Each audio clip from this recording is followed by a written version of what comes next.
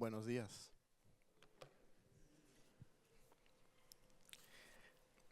Well, it's a holiday.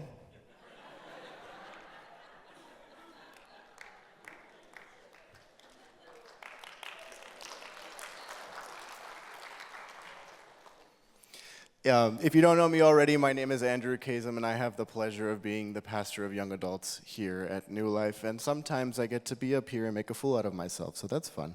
I'm kidding. Originally, I wasn't going to be here this weekend. My wife and I, our anniversary is on Friday. Our wedding anniversary is on Friday, and we were going to go out of town so that we could take advantage of the long weekend. But then Pastor Ryan was like, it's going to be too confusing if you're not up here. Although recently Rachel and I were blessed to spend a week up in Northern California before school started, and I'm a huge fan of the writer John Steinbeck, and it was amazing to drive through the areas that he describes in his books. The landscape in the Salinas Valley is stunning, like all the canyons and the hills. And normally I would, pull out my phone and take pictures of the scenery, but I was too engrossed in God's creation to even think about that. If you get a chance to go up there to drive through Salinas and the Corral de Tierra and like Monterey Bay, I highly recommend it. It's really beautiful. And if you play like Sergio Leone, like Western themes as you're driving through, it even makes it even better. I think part of the reason Pastor Ryan really wanted me to preach today is that as we go through our series on the book of John, today's passage is one of the more challenging ones. I guess that he looked at this passage and went, let's give it to Andrew. He likes the hard ones. I'm kidding, obviously, but I appreciate the trust that he placed in me with this passage. If anyone started reading the reading challenge that Pastor Ryan sort of assigned to us last week, and they opened up the book of John and they started reading John 1, and they were like, what the heck is this guy talking about? It's okay. John 1 is difficult. It's a hard passage. It's dense. And hopefully today we can sort of begin to understand what the gospel is trying to teach us today, because in my opinion, it is one of the most important parts of the Bible. It is honestly so important and so dense and so challenging that we could spend probably like an entire sermon series just on the first four verses of the chapter. But I have to do 25 minutes, so that's going to be fun. I want to provide a little brief overview of what John really is trying to communicate to us. And I hope that as we talk about it today, and with the information that I'm able to impart, that you'll go back and reread it, and maybe reread it again, and try to come to a better understanding of what Jesus and God are talking to us through the Gospel of John. But before we dive into the Word today, let's pray. Lord, thank you so much for today. Thank you for your blessing. Thank you for your word. And thank you for coming down to earth to make us whole again, to take these broken pieces and make something beautiful out of them. I pray that you can speak to the people here, to all of us, that you can open up our hearts and minds, that we might learn something from you today. So before we read the passage today, I want to introduce to you into a grammatical concept called the predicate nominative. And that's really big words that I hope I will be able to explain a little bit. I'm a huge nerd, a huge nerd. And I was an English major in college, and so discussing things really makes me giddy inside. The predicate nominative describes a person, place, or thing by equating it to something else. We do this all the time in our daily lives. When we meet somebody new, we say, "Hi, I'm Andrew," or "Hi, my name is Andrew." In that moment, we are using the predicate nominative. I is the subject of my sentence, and Andrew is another noun. So when I say, "I am Andrew," I'm really indicating that I equals Andrew, just like that. Are you confused yet? Great! The easy way to explain it is that when you're reading the Bible and you see something like Jesus is the Son of God, the language tells you that Jesus and Son of the God are the same thing. So as we read through John 1, keep that in mind. I think you'll find the passage a little bit more interesting. So let's read together. This is John 1. En arche hen ologos, kai hologos hen proston theon, kai theos. Oh, you guys don't speak Greek. I forgot. Okay, that's okay. Let's try it again. In the beginning was the Word, and the Word was with God, and the Word was God. He was with God in the beginning. Through him all things were made, and without him nothing was made that has been made. In him was life, and that life was the light of all mankind. The light shines in the darkness, and the darkness has not overcome it. There was a man sent from God whose name was John. He came as a witness to testify concerning that light, so that through him all might believe. He himself was not the light. He came only as a witness to the light. The true light that gives light to everyone was coming into the world. He was in the world, and though the world was made through him, the world did not recognize him. He came to that which was his own, but his own did not receive him. Yet to all who did receive him, to those who believed in his name, he gave the right to become the children of God. Children born not of natural descent, nor of human decision or a husband's will, but born of God. The Word became flesh and made his dwelling among us.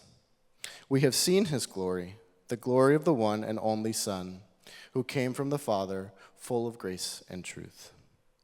John testified concerning him. He cried out, saying, "This is the one I spoke about when I said, 'He who comes after me has surpassed me, because he was before me.' Out of his fullness we have all received grace in place of grace already given. For the law was given through Moses, grace and truth came through Jesus Christ. No one has ever seen God but the one and only Son, who is himself God and is in the closest relationship with the Father, has made him known." So that's a lot. It's a lot to digest. It's a big passage. And what's going on here? And what does this have to do with Jesus? And what the heck was I talking about when I said predicate nominative? Let's dig in. John is helping us understand this gospel's main purpose. In the New Testament, there are 4 books that we call in the gospel, the first 4 books: Matthew, Mark, Luke, and John.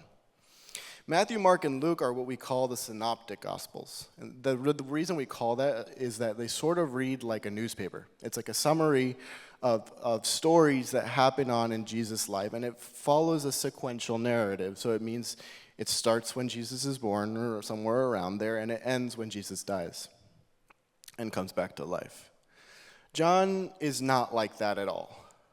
John, however, is organized more by concepts and themes, and so it doesn't have a sequence. Parts of the story are happening before, parts of the story are happening after. The timeline doesn't really matter in John. What matters is how it's organized by its themes.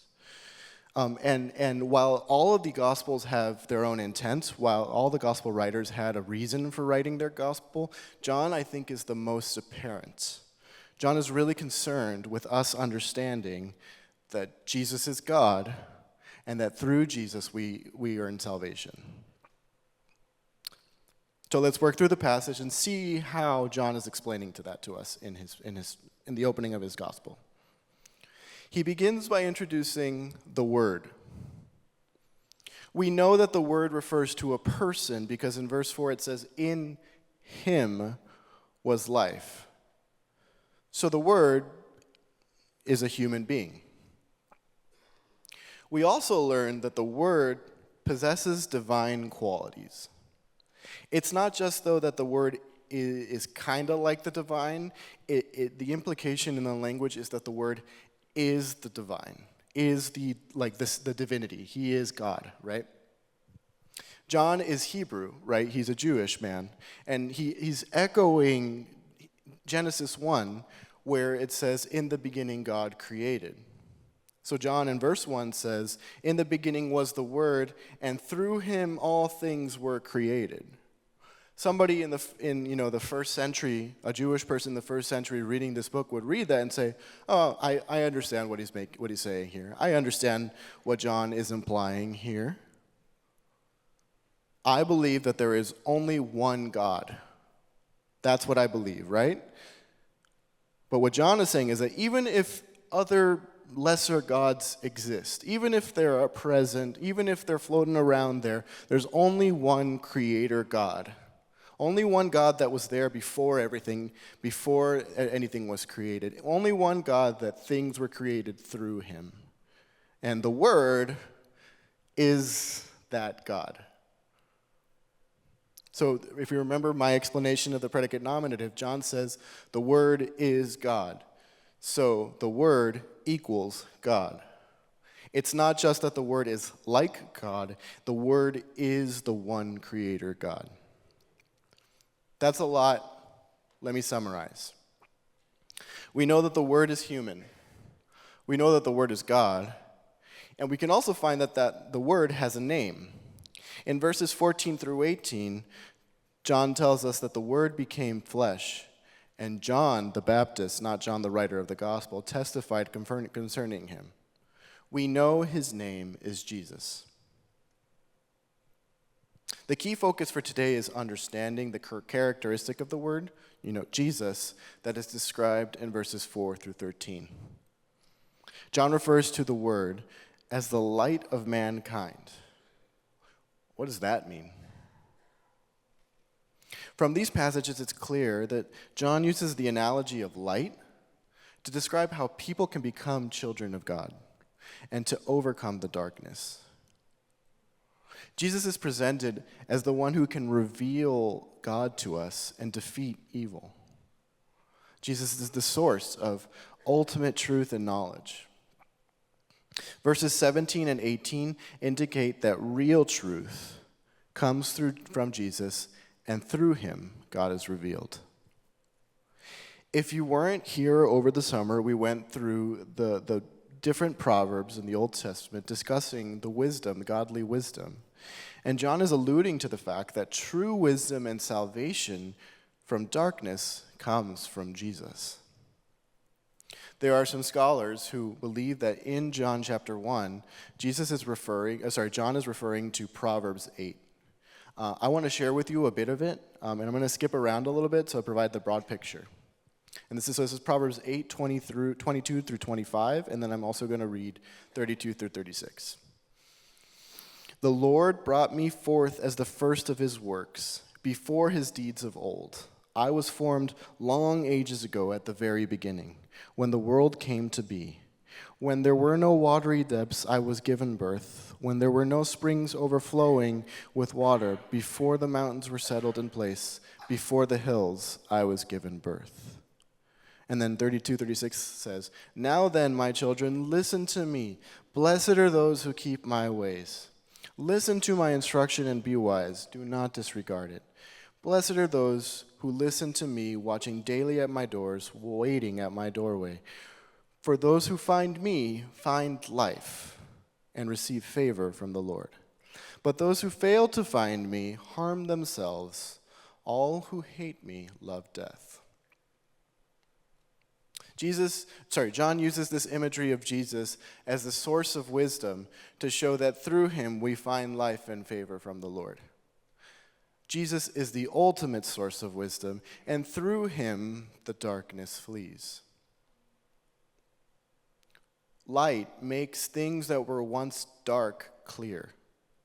If we're in our room trying to read a book and it's dark out, or it's dark inside our room, it's going to be a real struggle to find the words of that page. But if we turn our light on, or if we have an overhead lamp that shines on our book, suddenly we understand the book. Suddenly we can read it. Suddenly we can glean the information from it. The way I think about it is that Jesus is coming into the world is sort of like a translation. Translation helps us understand something in a language that we understand, that we know. When I first started reading the Bible for you guys today, I started reading it in Greek. Unless you speak Koine Greek from the 1st century, you would have no idea what I'm talking about. But because I read it in English, now you understand the words, or at least you know the words. Maybe it's hard to understand them.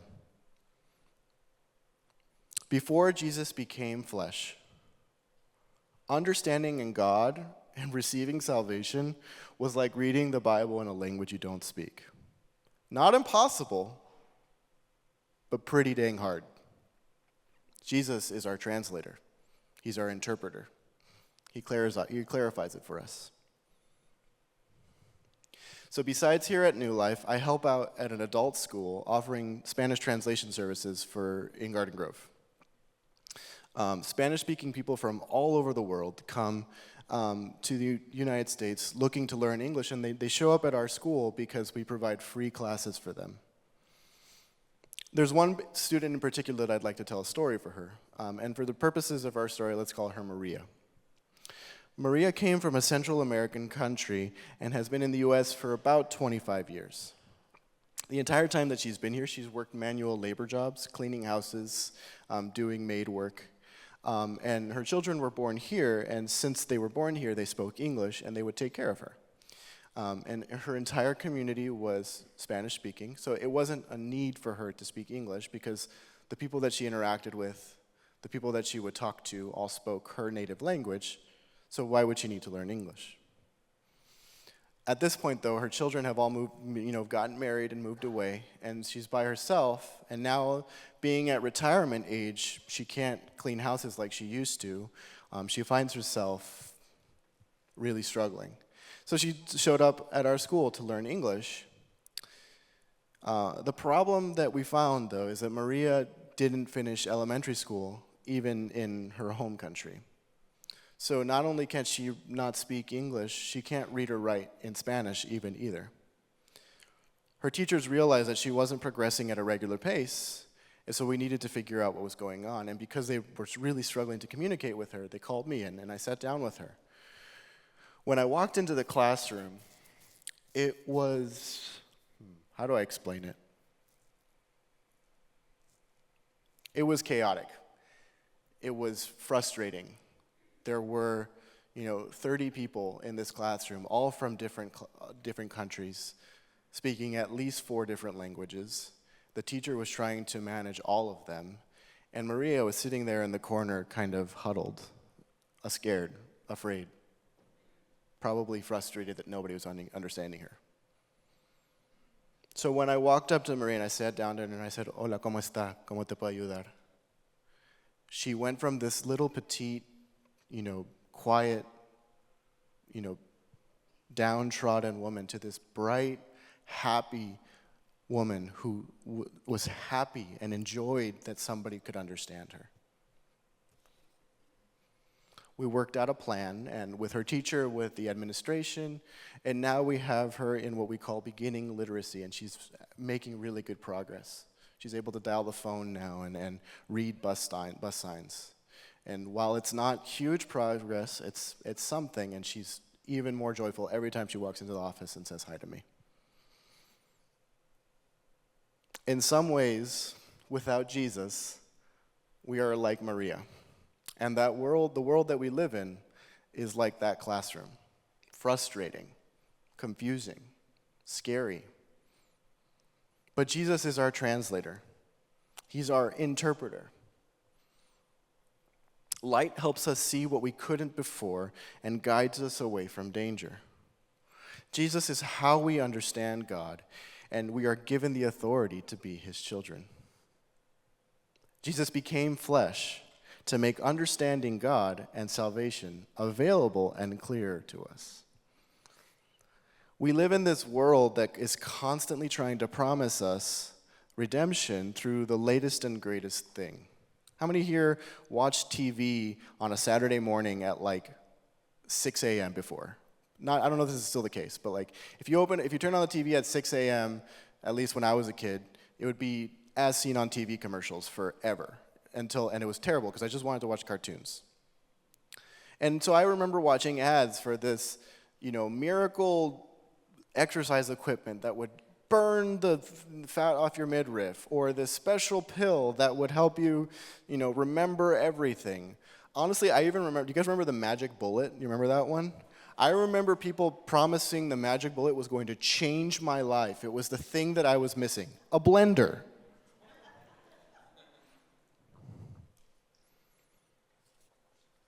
What John is telling us is that the only thing we need in life, the only thing that can redeem us, the only thing that fills that void, the only thing that can take the broken pieces of glass that we are and meld them back together is Jesus. Jesus was sent to us to satisfy all of our needs. I said needs, not wants. Those are different things. Think about that. But what does that mean for us? Now that we know that Jesus is the light of the world, now that we know that Jesus is God, now that we know that Jesus has come to redeem us, to restore us, how does that affect us? First, it's important to recognize that we have access to Jesus. You have access to him. Because of him, we now have access to God, the Father. Our great interpreter allows us to boldly approach the throne of God. So be bold. There's a word in Spanish that's atrevido. And atrevido means more than just bold. It means without shame. It means brash. Be atrevido as you approach the throne of God. Second, because Jesus is the light and has made God accessible to us, we need to involve him in everything we do. Jesus' light can illuminate all areas of our lives and clarify the best course of action in order to honor him. A small little caveat, though, sometimes the best course of action is just to make a decision. Don't get too caught up whether Jesus wants you to eat the peanut butter and jelly sandwich or the tuna fish sandwich. I don't really think it concerns him that much. Unless you have an allergy to tuna fish or peanut butter, it doesn't really matter. Just make a choice. It's not about what choice you make, it's about how God uses you through that choice. So in your marriage, at work, with your family, here at church, Jesus Christ is the light. If you're stressed because things are uncertain, or you can't find a job, or your job sucks, Jesus Christ is the light. If you've lost a loved one and don't understand why, if you don't understand why you're in pain, if you don't understand anything, you're just always confused, Jesus Christ is the light. When everything seems wrong and nothing is going right, Jesus Christ is the light. But here's the kicker, and here's the one that we forget all the time. When your work is fulfilling and you feel like you have a purpose, Jesus Christ is the light. When everything is amazing, when you're on cloud 9, when you're frolicking through the fields of life, Jesus Christ is the light. In all things, we need to give thanks to God and remember that our great interpreter, our great translator, the light of the world, the Son of God, God himself is in control and is guiding you every day. So how do we live different? What do we do differently? Maybe it means that when we feel like our marriage is down in the dumps, we can see Jesus' light trying to restore it. Even if we have done the absolute worst thing possible, Jesus is there helping us mend it if we are willing. Maybe it means that we need to be better about seeking God because we have access to him. Maybe we need to realize that God is calling us to live better lives, not necessarily for the sake of ourselves, but for the sake of other people. Last week, Pastor Ryan mentioned that some of us take this backseat approach to sharing about Jesus with the people in our lives. He talked about how we need to find this sort of midway point between oversharing and not working on our character, but not sharing it all and being of good character. John could not contain his desire to discuss about Jesus. And if you know anything, if you read the other Gospels, you find that John wasn't always the best person, right? He was prideful. He struggled with wanting to be the best. But he wrote an entire book about the message of Jesus in such a way that it's so beautiful, and I really recommend that you guys continue on this reading plan because it really just solidifies how Jesus affects our life. We need to take a page of his book, recognize that we are broken mirrors, and share about Jesus with other people so that they might see the light. Let me make one thing clear in this regard. Salvation and conversion is not our job. That belongs to the Lord. If I share the gospel with 1,000 people and nobody comes to Christ, it doesn't necessarily mean I'm a bad person. It might mean I'm doing it bad, but it doesn't mean that I'm a bad person. Jesus is the one working in the lives of other people. It's our job to point them in the right direction and make disciples. So where are areas that we can allow Jesus' light to shine in our lives this week? Is it in our work, our school, our relationships? Who are people in our lives that need to hear about Jesus? Who are people who need to hear about his light and his redemptive power? I want to close with a time of reflection on this passage. I mentioned that at the beginning that this passage is dense and it's difficult to understand. And hopefully I've tried to clarify a little bit of the concepts and the language to make it a little bit more understandable. Over the next few minutes, I'm going to invite you to either read along with me or close your eyes and listen to me reading the passage. And and then I'll close in a small prayer. And I want you to think about areas of your life as I read that can be bettered by including Jesus in that space. And people who need to hear about him in your week. So if you would, either read with me or close your eyes and bow your heads. In the beginning was the Word, and the Word was with God, and the Word was God. He was with God in the beginning. Through him all things were made. Without him nothing was made that has been made. In him was life, and that life was the light of all mankind. The light shines in the darkness, and the darkness has not overcome it. There was a man sent from God whose name was John. He came as a witness to testify concerning that light, so that through him all might believe. He himself was not the light. He came only as a witness to the light. The true light that gives light to everyone was coming into the world. He was in the world, and through the world was made through him. And though the world was made through him, the world did not recognize him. He came to that which was his own, but his own did not receive him. Yet to all who did receive him, to those who believed in his name, he gave the right to become children of God. Children born not of natural descent, nor of human decision, but a husband's will. Or a husband's will, but born of God. The Word became flesh and made his dwelling among us. We have seen his glory, and the glory of the one and only Son, God, who came from the Father, full of grace and truth. John testified concerning him. He cried out, saying, "This is the one I spoke about when he said, 'He who comes after me has surpassed me, because he was before me.' Out of fullness we have all received grace in place of grace, already given. For the law was given through Moses. Grace and truth came through Jesus Christ.